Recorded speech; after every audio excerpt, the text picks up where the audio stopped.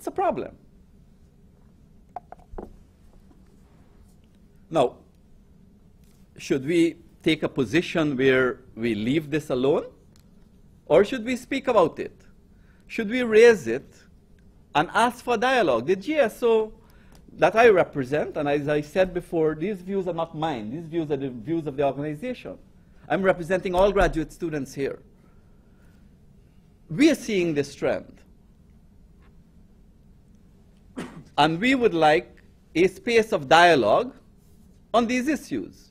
3 weeks ago, we had the cause to write to the provost to ask about what is going on with a department, with a group of graduate students are not clear about their future. We wrote and we said we would like to have a discussion, bring these students in so we can talk about their future. I got a reply to say that the dean has been authorized to deal with this matter, and this is how it is being dealt with. No meeting, no dialogue. We ask for dialogue, and that is what we get. There is no sense that we should talk to each other. Now, where is the humanity? Ethics begin with the recognition of a common humanity. I'm a Muslim, right? I get my groundings from the Holy Quran, right? The Prophet of Islam, like Jesus Christ, was a revolutionary figure who came to change the world at a particular moment.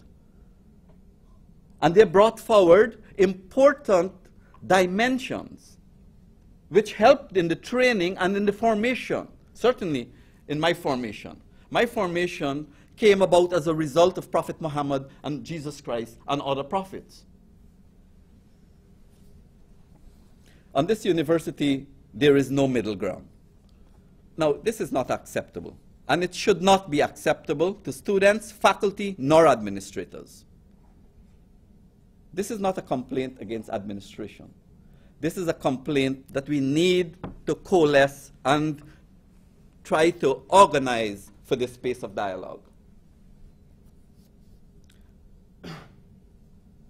What is most surprising to students is the way this kind of hierarchical culture which has developed and has taken root, that this attitude of decision-making has rubbed off on faculty and departments. You know, when I came here 6 years ago, in my first 2 years, there were probably 3 or 4 joint meetings of faculty and students in my department, that is graduate students, to talk about common issues. That has completely disappeared. And what it has been replaced with is, this is what we will do, these are the positions we will fund, this is what is available to you, you either take it or leave it. No discussion.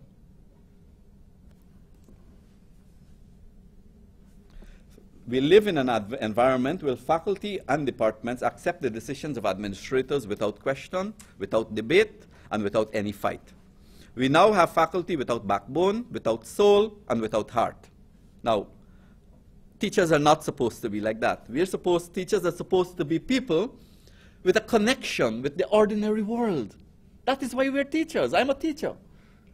I was just nominated for a teaching award, right? I'm a teacher because I love what I do, because I have a soul, because I have a connection with the ordinary world, a connection with my students.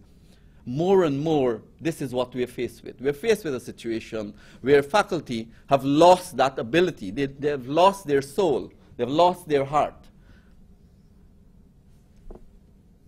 The question is there room for discussion and debate? Should there be question and debate before decisions are made? Is it ethical for there to be debate among different stakeholders in a university before decisions are made? Is it something that I have dreamed of or the graduate students have dreamed of? But this is completely absent. We are operating like Walmart here. What is the result? What are the results of this approach? How is this played out?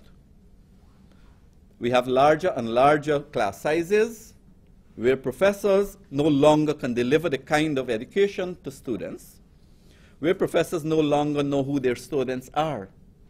Professors, I received a letter from a student this week to say that, you know, she's happy that that she's in my class, because at least she had been on this university for so long. And she don't know the last time that she has come out of a class where the professor actually knew her name. I received this letter from a student yesterday, an email from a student yesterday. We have, the university is now a common, can be likened. We're getting there. We have sweatshop style teaching arrangements. The teaching assistants, the adjuncts, the graders, and these kinds of categories of employment have developed based on the approach of each group of faculty and department. These are the people on the university who do most of the work without adequate compensation and benefits. We have become a corporate university organized like a common sweatshop. We are patterned after the Walmart model. This is the kind of situation we're in. We have a meeting of adjuncts on Tuesday afternoon to talk about these conditions. Because, you know, it's not, look, these are the people who do the work. It is the adjuncts, the graders, and the teaching assistants who carry the SUNY system. But we are not properly compensated. Most of these people have no health insurance. Most of them receive $2,500, $1,000, $2,500, $1,200, $4,000 for a course for a semester.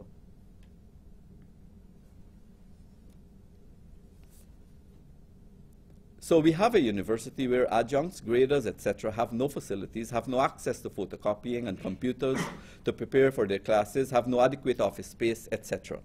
Now, this new building here is not absent from that, because I know adjuncts in this building who operate here, who are teaching classes equally like professors. Professors have all the facilities, all the computers, etc., and adjuncts teaching in this building have no computers at their disposal. I taught classes as an adjunct at SUNY Cortland. And when I went in there, the secretary said, Mr. Mohamed, here is your computer, here is your printer, this is the stationery room, right? You're treated with respect. This university, no one have any respect for you. And you're doing the job as a professor. I teach 2 classes as an adjunct in this university. I prepare my own syllabi. I do all the work. My classes are over-enrolled. They're supposed to be like 30 students average. I have an average of 45 students in every class.